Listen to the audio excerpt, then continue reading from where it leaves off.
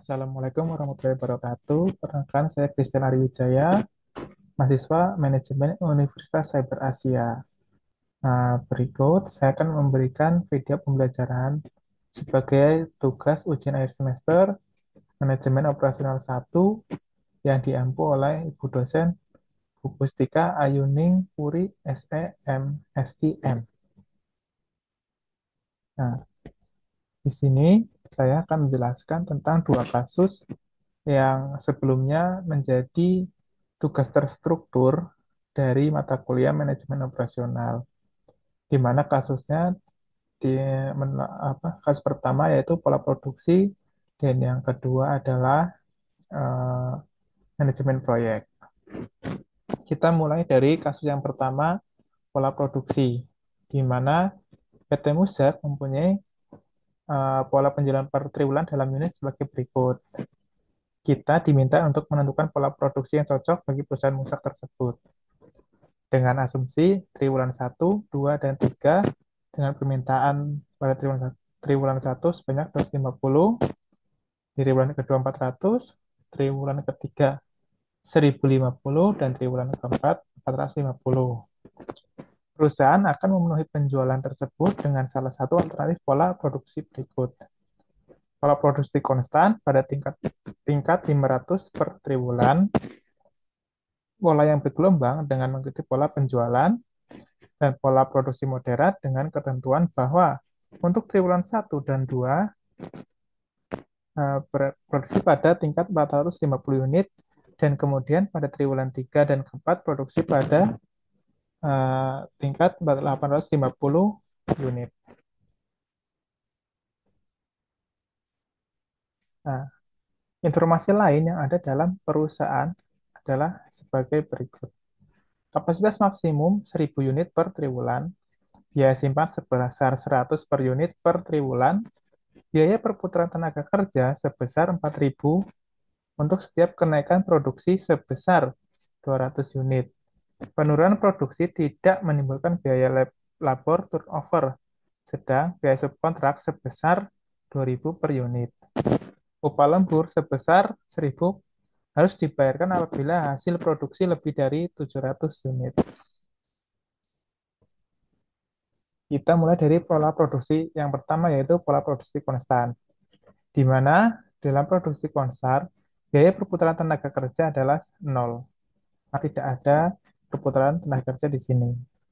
Sedangkan untuk biaya simpan pada triwulan pertama, produksi kita adalah 500 unit, sedangkan permintaan hanya sebesar 250 unit. Berarti dalam kelebihan produksi di atas, permintaan sebesar 250 unit memiliki biaya simpan sebesar 250 dikali 100, di mana 100 ini adalah biaya simpan per unitnya, sebesar 25.000 pada triwulan pertama. Sedangkan pada triwulan kedua, produksi tetap karena memiliki produksi konstan, yaitu 500. Sedangkan permintaan sebesar 400 unit. Berarti masih terjadi kelebihan produksi sebesar 100 unit. Ditambah pada triwulan yang pertama, ada kelebihan produksi sebesar 250 unit. Sehingga pada triwulan yang kedua ini, kembali menimbulkan biaya simpan dari periode sebelum triwulan pertama, yaitu 250 unit, ditambah triwulan kedua yaitu 100 unit, menjadi 350 unit dikali 100, di mana biaya simpannya per unit adalah 100, dan pada triwulan kedua terdapat biaya simpan sebesar Rp335.000. Lanjut, pada triwulan ketiga, produksi tetap sebesar 500 unit, padahal permintaan naik menjadi 1.050 unit. Berarti terjadi kekurangan produksi sebesar 550 unit. Akan tetapi pada saat itu, kita memiliki persediaan dari triwulan ke satu dan kedua sebanyak 350 unit. Oleh karena itu, kekurangannya adalah 50 unit, dikurangi 350 unit, atau 200 unit kekurangannya. Kekurangan ini tidak menimbulkan biaya biaya simpan pada periode ketiga, karena justru kita mengalami permintaan yang lebih besar dari eh, kuantiti produksi dan stok yang ada sebelumnya. Nah, pada triwulan keempat, produksi masih tetap konstan, yaitu 500 unit. Sedangkan permintaan turun menjadi 450 unit. Ada kelebihan produksi sebesar 50 unit. Berarti kembali kita harus menanggung biaya simpan sebesar 50 unit dikali 100 harga simpan per unitnya, yaitu menjadi Rp5.000.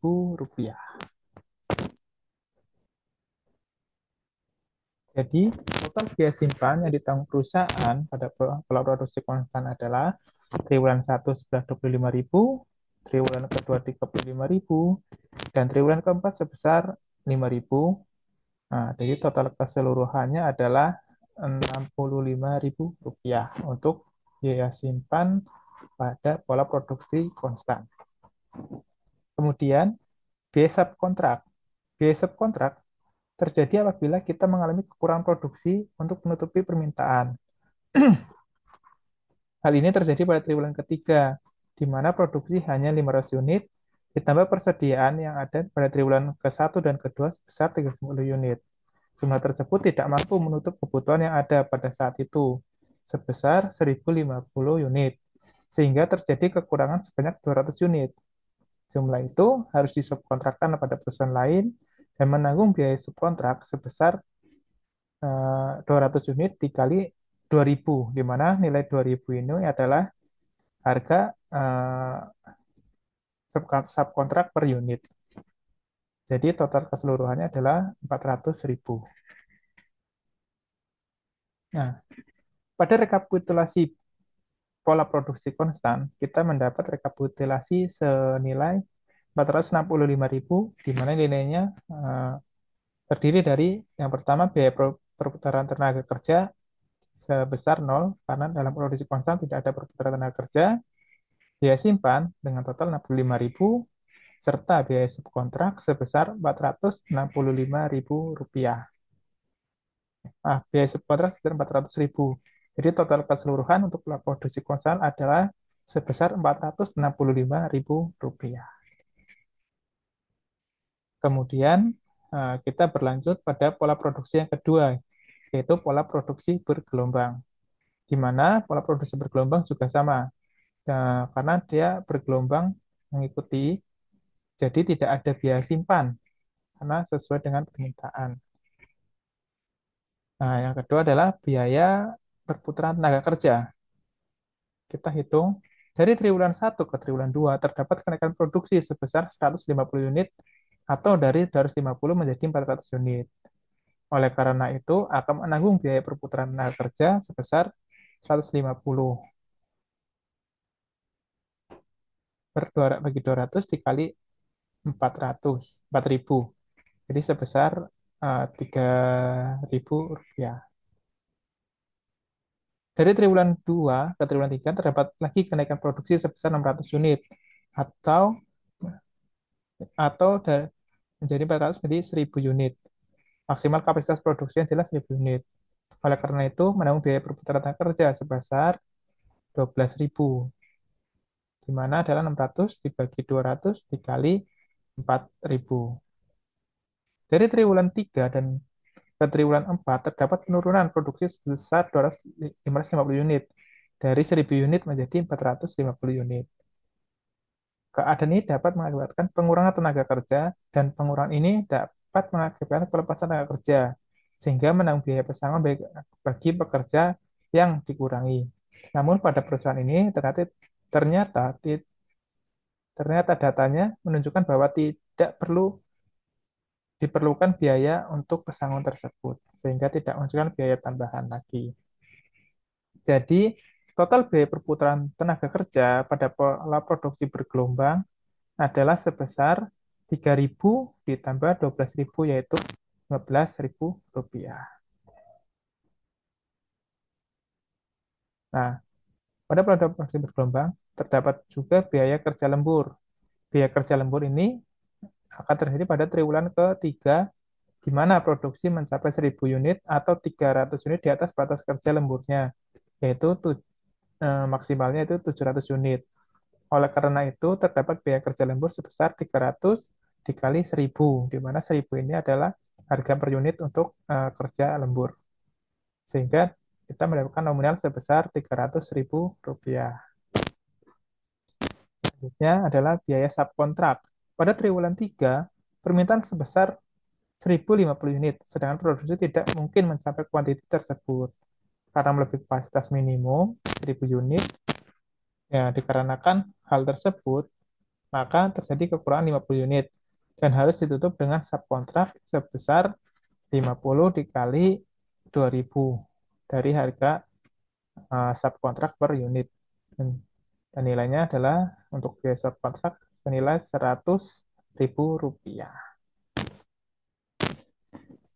Jadi kita mendapatkan rekapitulasi dari pola produksi bergelombang adalah sebagai berikut. Biaya simpannya sebesar 0 rupiah, biaya perebutan tenaga kerja 15.000, biaya kerja lembur 300.000, dan biaya subkontrak 415.000.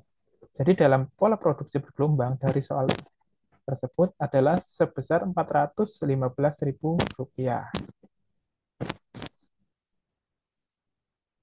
Kemudian kita lanjut ke pola produksi moderat, di mana biaya simpan pada triwulan pertama terdapat kelebihan produksi di atas permintaan, yaitu 450 unit produksinya, nah, dan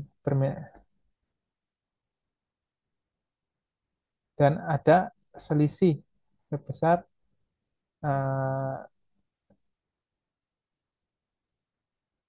200 unit untuk biaya simpan sebesar 200 dikali 100, jadi 20.000 untuk biaya simpan pada triwulan pertama. Pada triwulan kedua, permintaan 400 unit dan kapasitas produksi 450 unit. Terdapat kelebihan produksi sebesar 50 unit, jadi harus menanggung biaya penyimpanan. Untuk kelebihan produksi pada triwulan 1 sebesar 200 unit dan kelebihan produksi pada triwulan kedua sebesar 50 unit. Jadi biaya penyimpanannya pada triwulan kedua adalah 250 dikali 100 sebesar 25.000 rupiah.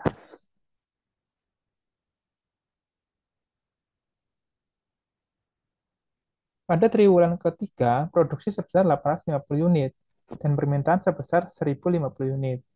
Jadi kekurangan sebesar 200 unit. Akan tetapi, kita masih memiliki persediaan 250 unit dari triwulan 1 dan triwulan kedua.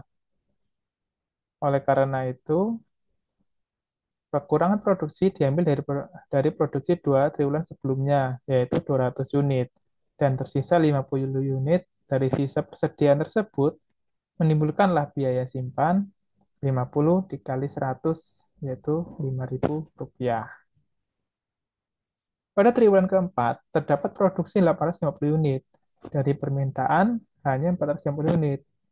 Karena produksi pada triwulan keempat sebesar 400 unit, dan sisa triwulan 3 sebesar 50 unit, sehingga menanggung biaya simpan sebesar 450 dikali 100. Jadi sebesar 45.000 rupiah. Nah, jadi dalam pola produksi moderat ini, total biaya simpan hutang perusahaan sebesar 95.000 rupiah dari triwulan dengan rincian triwulan 1 sebesar 20.000 rupiah, triwulan 3 25.000 rupiah, triwulan 3 5.000, dan triwulan 4 sebesar 45.000 rupiah.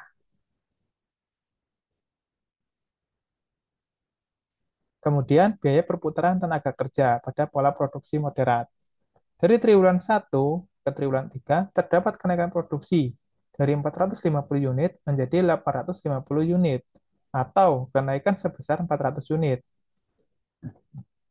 Pada setiap kenaikan produksi sebesar 200 unit akan mengakibatkan biaya perputaran tenaga kerja sebesar 4.000 per unitnya. Oleh karena itu, akan terdapat biaya perputaran tenaga kerja sebesar 400 dibagi 200 dikali 4.000 sama dengan 8.000 rupiah. Kemudian biaya kerja lembur. Kerja lembur terjadi pada triwulan 3 dan triwulan keempat karena pada saat itu produksi 850 unit telah melebihi 700 unit. pada produksi maksimalnya. Jadi masing-masing triwulan menanggung biaya kerja lembur. Untuk kelebihan di atas 700 unit itu sebesar 150 unit itu sebesar Rp1.000 tiap unitnya. Triwulan 1 150 unit dikali 1.000 150.000. Triwulan kedua 150 unit dikali 1.000 jadi Rp300.000. Maaf ini maksud saya ini triwulan keempat. Nah, kemudian biaya subkontrak. Dari awal triwulan 1 sampai dengan triwulan keempat, tidak terdapat kekurangan, sehingga tidak ada biaya untuk subkontrak.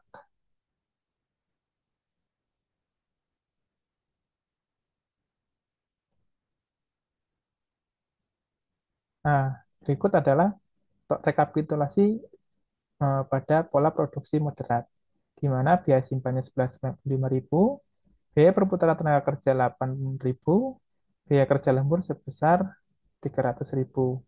Jadi dengan total adalah senilai Rp403.000. Nah, berikut adalah incremental cost dan kesimpulannya. Incremental cost dari produksi konstan adalah sebesar 465.000.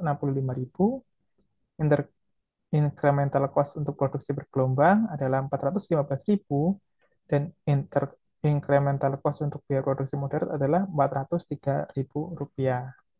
Dari hasil perhitungan total incremental cost di atas, maka dapat disimpulkan bahwa pola paling efisien menggunakan pola produksi moderat karena memiliki nilai IC paling rendah yaitu Rp403.000. Nah, kita masuk ke dalam kasus yang kedua, yaitu dengan soal perkiraan waktu untuk proyek pembuatan lini produksi pada sebuah pabrik elektronik di Tangerang adalah sebagai berikut. Kita mulai dari kegiatan A, B, C, D, E, F, dan G dengan waktu 6 jam, 7 jam, 5 jam, 6 jam, 5 jam, 8 jam, dan 4 jam. Dengan pendahulu, di C ada A, B, C, dan di E ada yang B sama C, dan kegiatan yang di F adalah D pendahulunya, dan yang G adalah E dan F. Nah, kita diminta untuk menggambar jaringan proyek, serta menghitung slack time dan tunjukkan jalur kritis pada proyek tersebut. Jadi kita hanya dua saja ya, menggambar jaringan proyek dan menghitung slack time-nya. Nah, gambar jaringan proyek itu untuk mengetahui seberapa lama proyek dapat diselesaikan, kita melakukan analisis jalur kritis pada jaringan. Jalur kritis adalah jalur waktu terpanjang yang melalui jaringan. Untuk mengetahui jalur kritis, kita menghitung dua waktu awal dan waktu akhir untuk setiap kegiatan. Hal ini diidentifikasi sebagai berikut. Mulai yang terdahulu atau earliest start, atau yang bisa disingkat dengan ES, yaitu waktu terdahulu suatu kegiatan dapat dimulai dengan asumsi semua pendahulunya sudah selesai. Yang kedua adalah selesai terdahulu atau earliest finish, atau yang disingkat EF. Waktu terdahulu atau yang dengan pengertian waktu terdahulu suatu kegiatan dapat selesai. Kemudian adalah mulai terakhir atau latest start, atau yang disingkat dengan LS, atau waktu terakhir suatu kegiatan dapat dimulai sehingga tidak menunda waktu penyelesaian keseluruhan proyek. Kemudian yang terakhir adalah selesai terakhir atau latest finish, atau disingkat LF. Waktu terakhir suatu kegiatan yang dapat diselesaikan sehingga tidak menunda penyelesaian keseluruhan pekerjaan. Nah, di sini saya sudah menggambar jaringan proyek ini sama dengan tugas terstruktur yang diberikan pada saat selesai UTS. Di mana di sini ada S atau early start, ini EF atau early finish, di sini LS atau last start, dan ini LF atau last finish. Di mana nilai-nilai ini telah kita masukkan, di mana Di A, ini adalah waktu yang menunjukkan berapa lama kegiatan tersebut. Nah, kita masuk dari A, di mana untuk mengetahui nilai berikutnya adalah menambah atau menyesuaikan dari ES ke EF. Jadi ini di waktu berikutnya. Jadi dari A untuk bisa sesuai urutan tadi dari A ke C dari sini. Jadi untuk early start-nya dari 6 dan early finish-nya di 11. Di mana nilai EF-nya di sini adalah penambahan dari ES yang 6 ditambah dengan waktu pada C, kegiatan C. Jadi 6 plus 5 dapat kita nilai 11. Begitu pula eh, selanjutnya dari C ke D, kegiatan dari C ke D yaitu sama dari last start sampai dan last finish, LS dan LF-nya ditambahkan dengan eh, waktu kegiatan di kegiatan tersebut, di kegiatan misalnya di D dari early start 11 ditambah dengan waktu untuk kegiatan di D ini, jadi kita dapat early finish-nya di 17. Seperti itu sampai dengan kegiatan terakhir.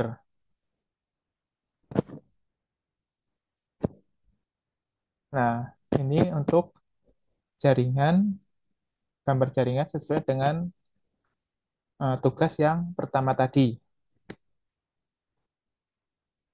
Kemudian kita tugas yang kedua adalah menentukan waktu slack time dan jalur kritis. Yang pertama, waktu slack time. Waktu slack time adalah waktu bebas dari sebuah kegiatan. Slack adalah waktu yang dimiliki oleh sebuah kegiatan untuk bisa diundur tanpa menyebabkan keterlambatan proyek keseluruhan. Secara matematis, adapun rumus untuk menghitung slack time pada suatu proyek adalah LS minus ES atau last start dikurangi early start. Atau bisa juga nilai last finish dikurangi dengan early finish. Nah, ini adalah rumus untuk menghitung slack time. Nah, jadi untuk slack time untuk kegiatan uh, sesuai soal tadi adalah misalnya ini ada 7 kegiatan dari A sampai G dengan activity time-nya adalah 6 jam, 7 jam, 5 jam, 6 jam, 5 jam, 8 jam, dan 4 jam. Gimana untuk menghitung di sini kita dapatkan slack time-nya yaitu dengan uh, mengurangi antara early finish dengan uh, early start-nya. Maaf, maaf. Late finish dengan early finish atau late start dengan early start. Di mana kita mendapatkan nilai slack time-nya sebagai berikut. Misalnya untuk kegiatan A, dari late finish dikurangi early finish adalah 0. Sedangkan untuk yang project B, late finish-nya senilai 11 dikurangi dengan early finish sebesar 7.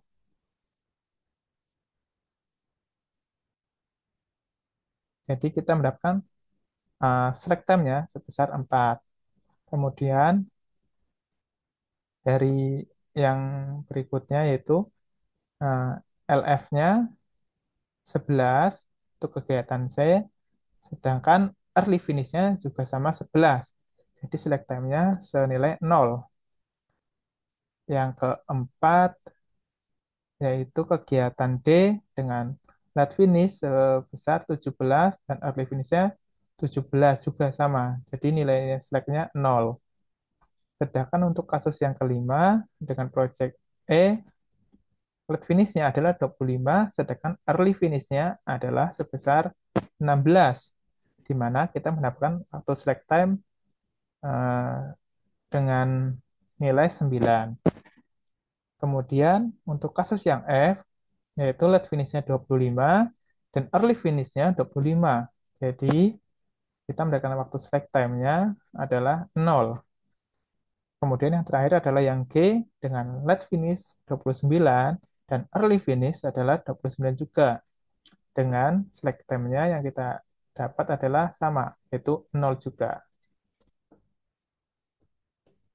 Nah, jalur kritis. Kegiatan dengan slack 0 disebut juga sebagai kegiatan kritis dan berada pada jalur kritis sebuah proyek.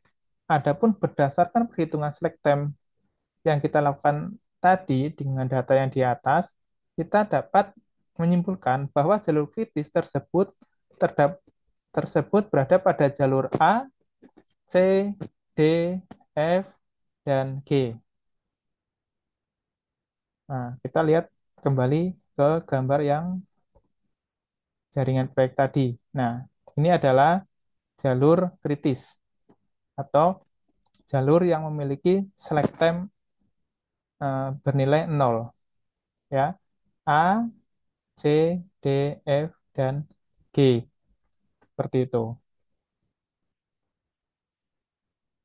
Ya, jadi kita telah menyelesaikan perhitungan dari dua eh, soal, yaitu menggambar jaringan, menghitung nilai slack, dan mendapatkan jalur kritis.